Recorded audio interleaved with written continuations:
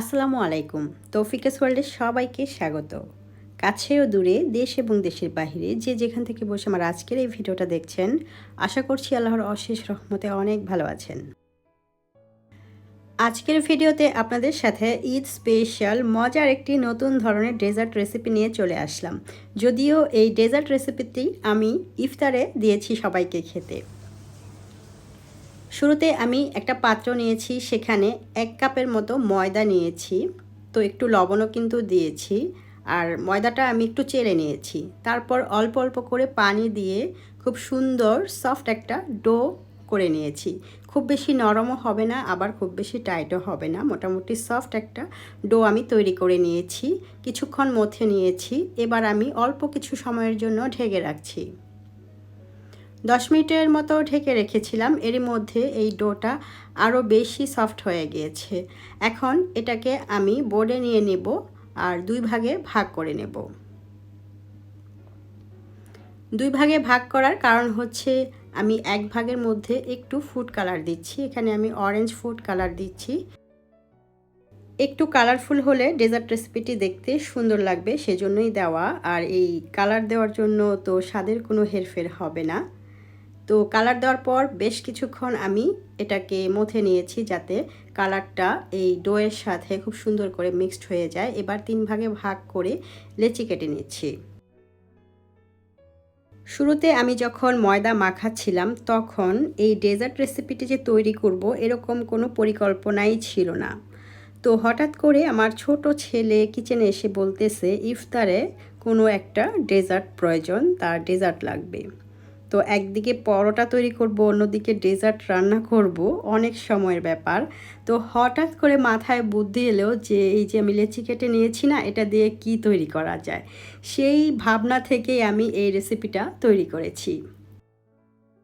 প্রতিটা লেচির মাঝ বরাবর একটু আঙ্গুল দিয়ে ফুটো করে নিয়েছি। আমি সাদা যে ময়দাটা ছিল সেখান থেকেও কিন্তু 3টা লেচি বানিয়ে নিয়েছি। যেই রেসিপিটা তৈরি করব সেই জন্য আমি একটা ডেনিশের মতো তৈরি করব আর কি, পেঁচিয়ে পেঁচিয়ে। তার জন্য এই যে ডোটা দেখতে পাচ্ছেন না, এটাকে নরম করা দরকার, সেজন্য একটু বেশি পরিমাণে তেল প্রয়োজন হবে। যতটুকু তেলের প্রয়োজন অতটুকুই লাগবে। এগুলো ভাজার জন্য যে পরিমাণ তেল দরকার হতো, এখানে কিন্তু অনেকটা তেল আমার এগুলোর মধ্যে আর কি শুষে নিচ্ছে। সো ভাজবো যখন, তখন আর তত পরিমাণে তেল খরচ হবে না। কারণ অনেকেই ভাবতে পারেন যে এত তেল খরচ করে এই রেসিপি তৈরি করার দরকার নেই। আসলে একটু মজার বা ভিন্ন স্টাইলের কিছু যদি খেতে চাই, একটু খরচ তো করতেই হবে, তা না হলে তো হবে না। যেহেতু সামনেই হচ্ছে রোজার ঈদ, তো স্পেশাল ডেজার্ট হলে সবাই কিন্তু অনেক খুশি হয় এবং অনেক প্রশংসা করে। এছাড়া অন্যরকম একটা ফিলও কিন্তু কাজ করে। স্পেশাল দিনটিতে ইউনিক কোনো আইটেম যদি কাউকে খাওয়াতে পারি, মনটা কিন্তু খুশি হয়ে যায়।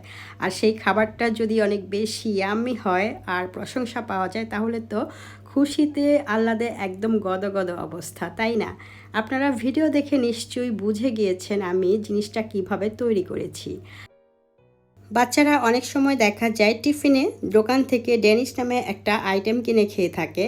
এই জিনিসটা কিন্তু সেই রকমই অনেকটা, শেপটা ডেনিশের শেপ। আর ডেনিশটা হচ্ছে মচমচে চিনিতে শিরা দিয়ে থাকে আর কি। আর এটা আমি তেলে ভেজে নিচ্ছি। আমি এক এক করে সেই যে পেঁচিয়ে নিয়েছি, পেঁচানোগুলো একটু হাত দিয়ে চেপে চেপে এরকম রুটির মতো একটা শেপ দিয়ে নিয়েছি। খুব বেশি বড় করা যাবে না। দেন আমি এক এক করে ভেজে নিচ্ছি। মচমচে করেই ভেজে নিতে হবে। ভাজার পর কালারটা কতটা সুন্দর আসছে, আর সবগুলো একদম মচমচে হয়েছে। মচমচে থাকতে থাকতে এগুলোকে আমি দুধে ভিজিয়ে নেব। যেহেতু দুধ সাদা, তাই আমি এই কালারটা সত্যি বলতে অ্যাড করেছি একটু কালারফুল দেখানোর জন্য। একটা প্যান চুলায় দিয়ে দিয়েছি, আর সেখানে 1 কাপের মতো চিনি দিয়েছি। চিনিটা দিয়ে কিছুক্ষণ রেখেছি। যখন সাইড দিয়ে একটু কালার এসছে, তখন পানি দিয়ে দিয়েছি। পানি দেওয়ার কারণ হচ্ছে চিনিটা যেন পুড়ে কালো না হয়ে যায়। আমি চিনিকে যখনই ক্যারামেল করতে যাই, তখন দেখা যায় চিনি যখন কালার আসা শুরু করে, এত তাড়াতাড়ি কালার এসে যায়, এক পর্যায়ে দেখা যায় নামাতে নামাতে বেশি কালো হয়ে যায়। তাই একটু সাবধানতা অবলম্বন করে পানি দিয়ে দিয়েছি, বেশি কালার যেন না হয়। আর একদম যে ক্যারামেলাইজড করব তাও না, হালকা একটা কালার এনেছি। দেন আমি এখানে হাফ কেজির মতো, হাফ লিটার আর কি, হাফ লিটারের মতো আগে থেকে জাল করা গরুর দুধ দিয়েছি আর 2 টেবিল চামচের মতো গুঁড়া দুধ দিয়েছি। এতে করে দুধের টেক্সচারটা সুন্দর আসবে, একটু ঘন আসবে। আর দিয়েছি হচ্ছে একটু এলাচ, দারচিনি, তেজপাতা, জাস্ট একটু ঘ্রাণের জন্য। কিছুক্ষণ নেড়ে চেড়ে আমি ওগুলো উঠিয়ে ফেলবো। ঘ্রাণটা যখন দুধে ছড়ায় যাবে, 1 চিমটি লবণ দিয়েছি, এতে করে মিষ্টি খাবারটা খুব সুন্দর একটা টেস্ট আসে। আর এই দুধটা ঘন করার জন্য একটা দারুণ ট্রিক্স হচ্ছে, ঘরে যদি কর্নফ্লাওয়ার থাকে সেটা পানিতে গুলিয়ে এভাবে যদি দিয়ে দিই তাহলে দেখতে পারবেন অল্প সময়ের মধ্যে ক্রিমি একটা টেক্সচার চলে আসবে। আর যদি কর্নফ্লাওয়ার না থাকে তাহলে চালের গুঁড়াটা ব্যবহার করা যায়। তো যাই হোক, আমি কর্নফ্লাওয়ার গুলিয়ে দিয়ে তারপর কিছুক্ষণ নেড়ে চেড়ে নিয়েছি। আরও কিছুক্ষণ নাড়ার পর ঘন হয়ে গিয়েছিল। তারপর ওই যে ভেজে রেখেছি ড্যানিশগুলো, সেগুলো আমি এক এক করে দিয়ে দিয়েছি। একটু ঘি দিয়েছি নামিয়ে নেওয়ার আগে।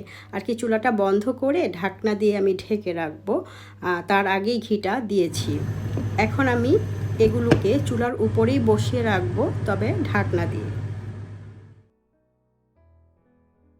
আমার ভিডিওটি আজকে যারা দেখছেন, যদি আমার ভিডিও ভালো লাগে, রেসিপি ভালো লাগে, তাহলে একটি লাইক দিতে পারেন। আর আজকে যেসব বন্ধুরা আমার চ্যানেলে প্রথম, যদি আমার ভিডিও, আমার রেসিপি ভালো লেগে যায় তাহলে সাবস্ক্রাইব করে আমার পরিবারের সদস্য হয়ে থাকতে পারেন। অলরেডি যারা সাবস্ক্রাইব করে দিয়েছেন তাদেরকে অসংখ্য ধন্যবাদ। আমি তো এই ডেজার্ট রেসিপিটি ইফতারের টেবিলে বাচ্চাদেরকে দিয়েছিলাম। বাচ্চারা এই ভিন্ন ধরনের, ভিন্ন স্বাদের ডেজার্ট রেসিপিটি পেয়ে মহা খুশি, খুবই মজা করে খেলো। আপনারাও কিন্তু চাইলে আপনাদের প্রিয় বাচ্চাদেরকে এই ধরনের ইউনিক টাইপের ডেজার্ট রেসিপি বানিয়ে দিতে পারেন। এতে করে বাচ্চারা কিন্তু অনেক খুশি হয়। আমরা মায়েরা ছেলে মেয়েদের আবদার পূরণ করতে কিন্তু কখনোই আর কি বিরক্ত হই না, যখন বলে তখনই খুশি মনে করে দিই। এই যেমন আজকে কোথায় পরোটা তৈরি করব, আর ছেলে এসে বলল বলে আমি এই ডেজার্টটা বানিয়ে ফেললাম। তবে এই ডেজার্ট রেসিপিটি অনেক বেশি মজার আর ইউনিক ছিল। আপনারা চাইলে আসন্ন ঈদে এই ডেজার্ট রেসিপিটি ঝটপট করে তৈরি করে নিতে পারেন, যেমনটি আমি আজকে করেছি। আমি উপর থেকে কিছু বাদাম কুচি দিয়েছি আর দিয়েছি হচ্ছে স্প্রিঙ্কেল, চকলেটের যে স্প্রিঙ্কেলগুলো আছে সেগুলো জাস্ট দেখার সৌন্দর্যের জন্য। দেন এটাকে চাইলে 4 ভাগে ভাগ করা যাবে। আমি 2 ভাগেই আপাতত ভাগ করেছি, পরে আমি 4 ভাগে ভাগ করে নিয়েছিলাম। খেতে আলহামদুলিল্লাহ অনেক মজার ছিল। আজকে এখানেই বিদায় নিয়ে নিচ্ছি। আপনারা সবাই অনেক ভালো থাকবেন, সুস্থ থাকবেন। আল্লাহ হাফেজ, আসসালামু আলাইকুম।